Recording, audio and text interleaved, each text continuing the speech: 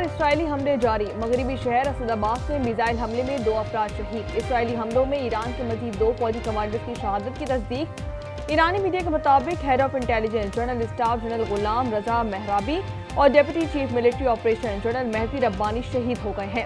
Tehran में housing complex पर Israeli हमले में 60 अफराद शहीद, जबकि उसमें 20 बच्चे भी शामिल हैं।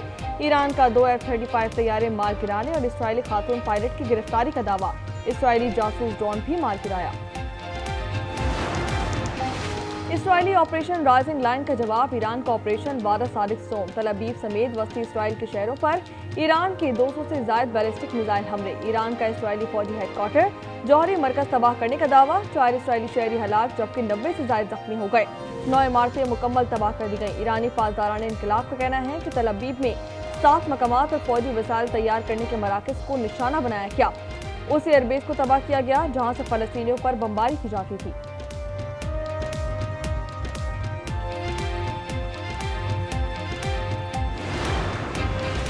इसराइल का जुर्म नाकाबिले माफी है। इसकी ताकत की जबान के सिवा किसी और जबान में बातचीत नहीं की जा सकती। ईरानी सुप्रीम लीडर आयतुल्लाह खामनई का कौम के नाम पैगाम। कहते हैं कि जवाबी हमले में कोई कोताही नहीं बरती। मुसल्लह अफवाज सजा दिए बगैर नहीं रुकेगी। ईरानी हुकूमत के मुताबिक जंग की शुरुआत इसराइल ने की, इख्तिताम हम लिखेंगे।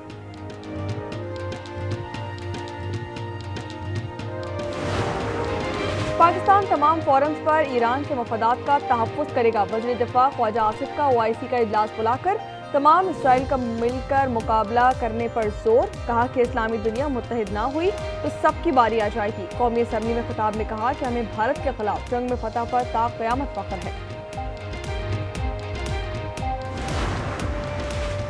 जौहरी खतरे से पाक और पुरअमन दुनिया के लिए मुखलिसाना मुकालमा होना चाहिए। किसी को भी दूसरे के वजूद के लिए खतरा नहीं बनना चाहिए। कैथोलिक ईसाइयों के मजहबी पेशवा पॉप लियो की इसराइल और ईरान से दानिशमंदी से काम लेने की अपील।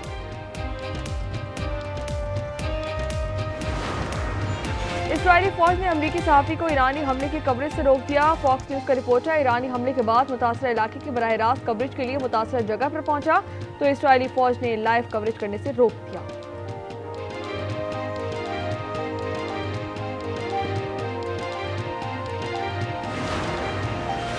हम इसराइल ईरान जंग के मुतहम्मिल नहीं हो सकते। बिलावल भुट्टो ब्रसेल्स में प्रेस कॉन्फ्रेंस।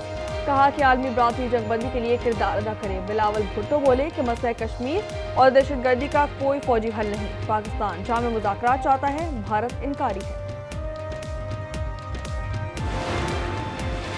गवादर पोर्ट खत्ते का एक अहम तिजारती गेटवे बन गया। अफगान ट्रांजिट ट्रेड का दूसरा जहाज 20,000 टन खाद लेकर गवादर बंदरगाह पर लंगर अंदाज। वज़ीर बहरी उमूर जुनैद अनवर का कहना है कि गवादर पर अफगान जहाज की आमद से आलमी एतमाद में इजाफा हुआ है। पंजाब के 6,500 अरब के बजट का हतमी ड्राफ्ट तैयार कर लिया गया। काबिल तकसीम हासिल से 40 खरब 76 अरब रुपए मिलेंगे। सूबाई आमदनी का तखमीना 1050 अरब रुपए 1200-200 अरब तरक्याती स्कीमों के लिए रखे जाएंगे।